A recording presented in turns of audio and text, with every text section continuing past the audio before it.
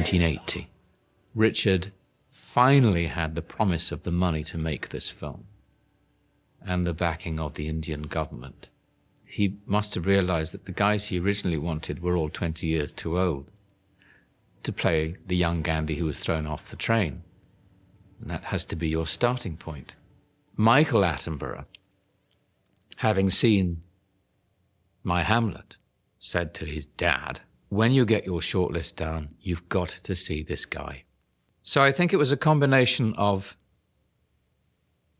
Michael talking to Richard, and also, thanks to my work with the Royal Shakespeare Company, I believe was something that Richard could see he could mold and use and shape. Because if you don't have a grasp of the epic, if you don't have a grasp of the historical consequences of what your character is doing, then I don't think the role would have been playable. The backbone of this character is where the film starts. Do not throw young men off trains. It will backfire. There are certain figures that, thank goodness, are recorded on film, on newsreel footage, that when one beholds them, they do have an enormous effect on the beholder.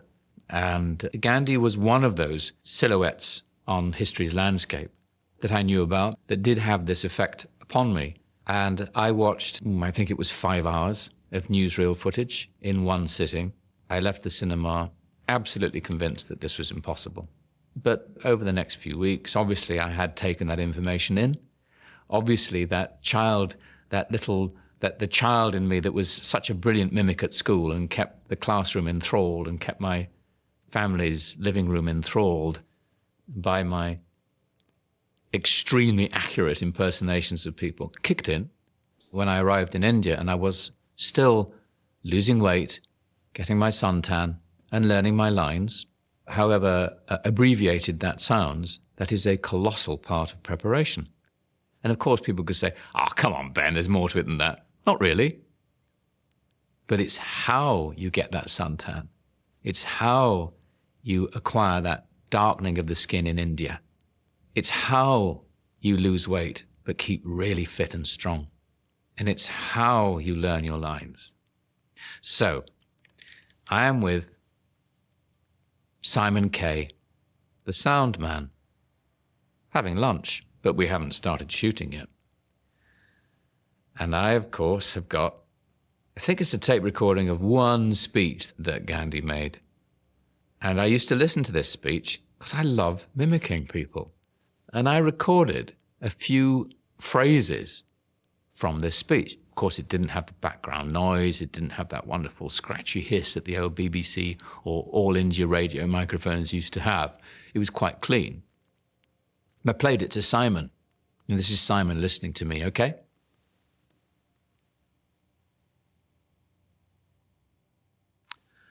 You see, Ben, that's what you've got to sound like. And I said, Simon, that's me.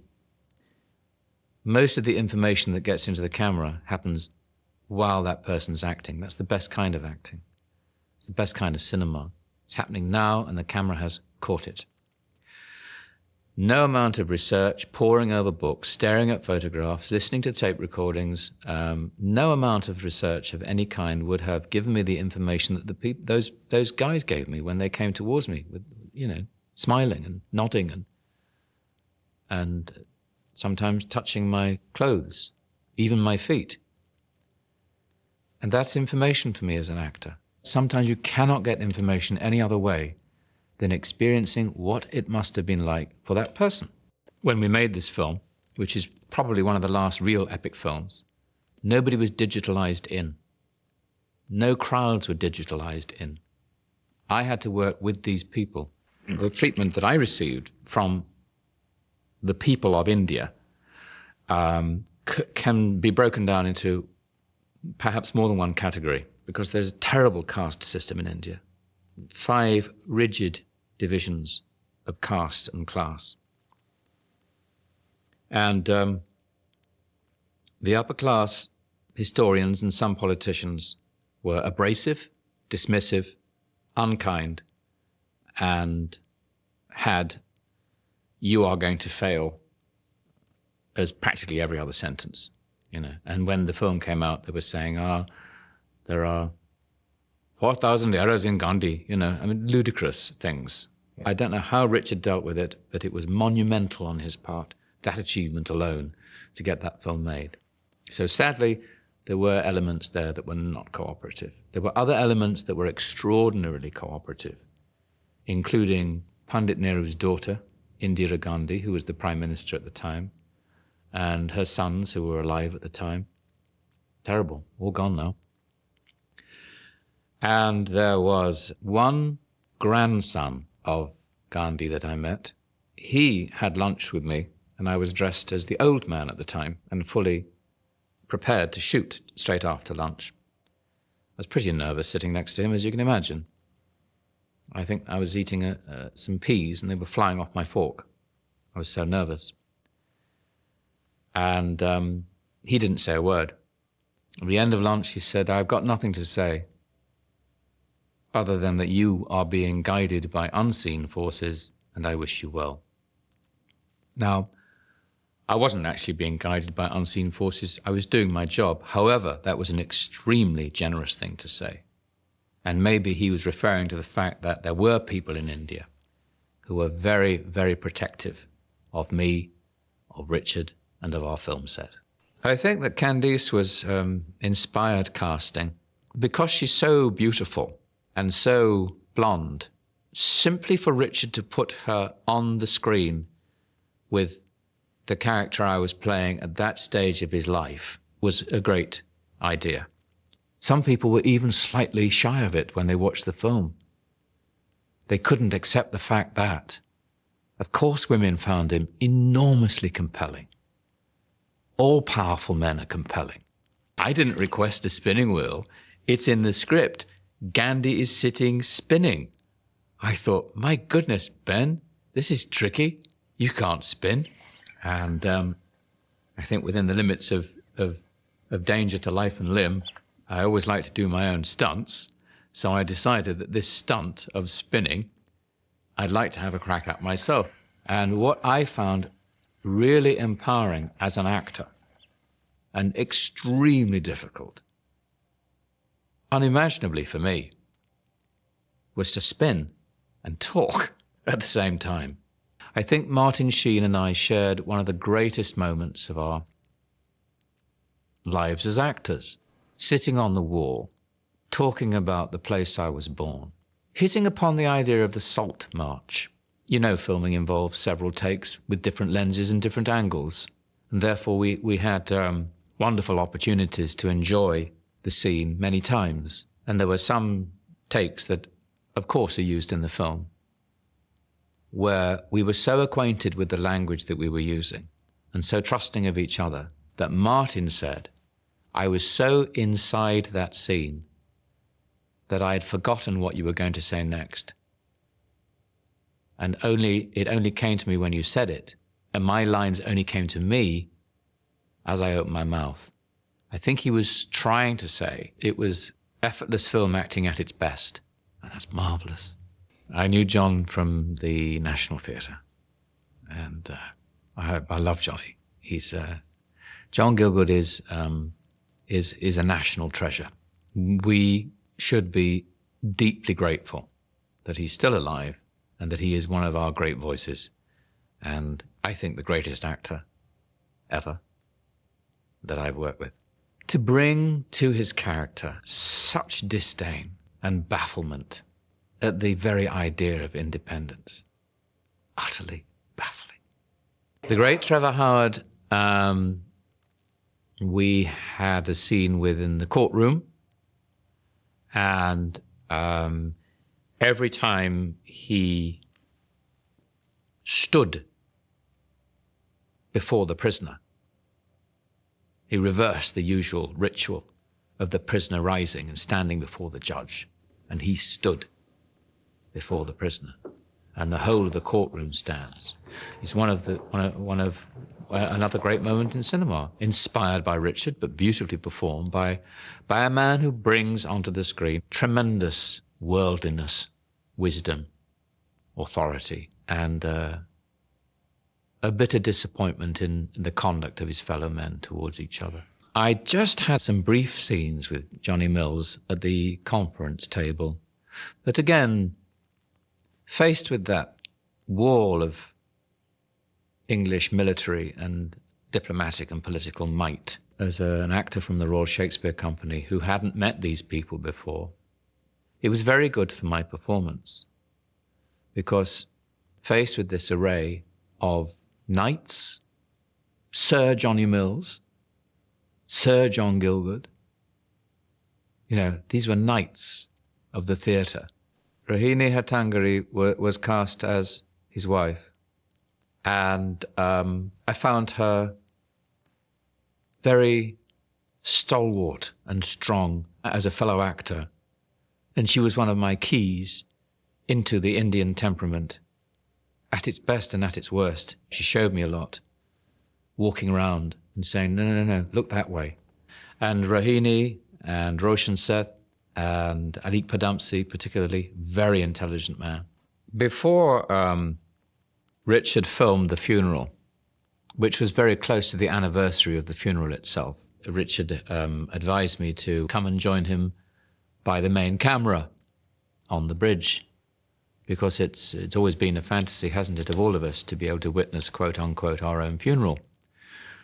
And Tom Smith, the great makeup artist, and I had worked on the wax cadaver of the dead Mahatma Gandhi. So I was getting ready to watch the funeral with Sir Richard, and Richard said, this dummy doesn't look right. And would I please come onto the set, lie under the flag? I did get under the flag. I said to Steve Lanning, how many people are around? I was like, how many people are around this lorry now, Stephen? He said, about 80,000, sir. Oh, this end, sir. This end. Oh.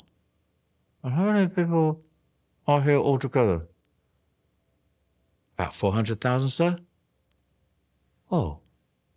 At the beginning of the procession, rosebuds hitting my face, because Indians are very mischievous and they wanted to make me go, ugh, and they could all have a good laugh and ruin the take.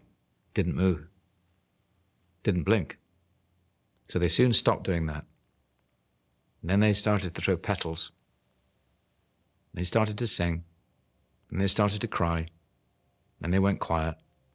And the only thing you could hear in front of, from where I was the crunch, crunch, crunch of these servicemen. I think there were 400 of them pulling the truck. Apparently that's the only thing, the parts of the procession that you could hear on the day. It was identical to the day. The crowd went very quiet indeed. And I got to the end of the journey, and as we drove away, my driver, Sardarji Gumar, said, well done, sir. That's all he said. Well done, sir. But from him, that was terrific. Hello, Mr. Well, hello, Mac. How are you Glad today? to see you. Boy, I haven't seen you since I was City. Boy, it That's looks right. good to see an old friend. Say, is Mahatma here today? Yes, he's here today. Well, look, how do you think his chances? Is there any chance of getting a little talking picture of him? We got all our sound equipment. A talking picture? Yeah, get all the sound equipment right here in the truck. Bring the stuff in, Anthony.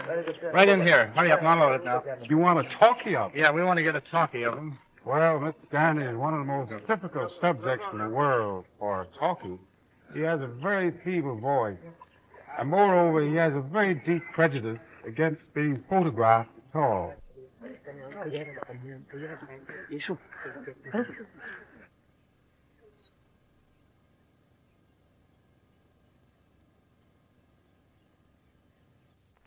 If England does not grant your demands, what course of action will you follow then?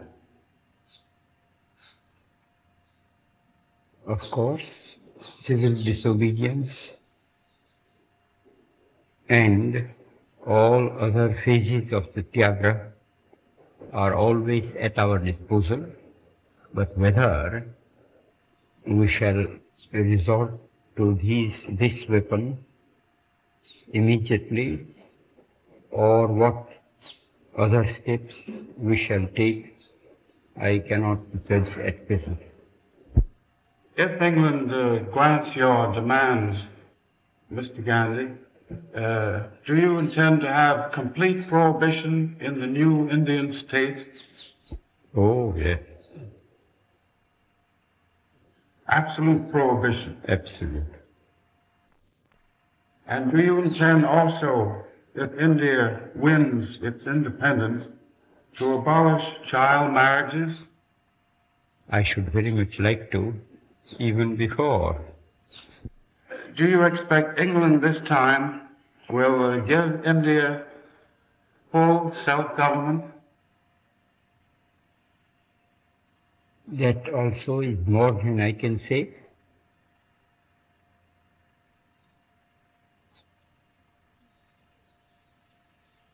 But you are hopeful.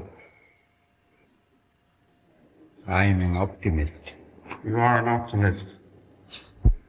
If you go to the second round table conference, will you go attired in native Indian dress or will you prefer European dress? I shall certainly not be found in European dress. And if the weather permitted, I should present myself exactly as I am today. Yes. And if the King of England invited you to dinner at Buckingham Palace, you would go in your customary Indian dress. In any other dress, I should be most discourteous to him, because I should be artificial. If England does not grant your demand, are you prepared to return to jail again? I am always prepared to return to jail.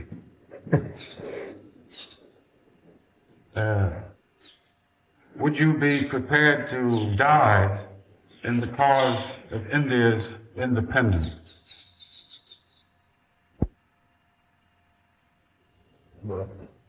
It is a bad question.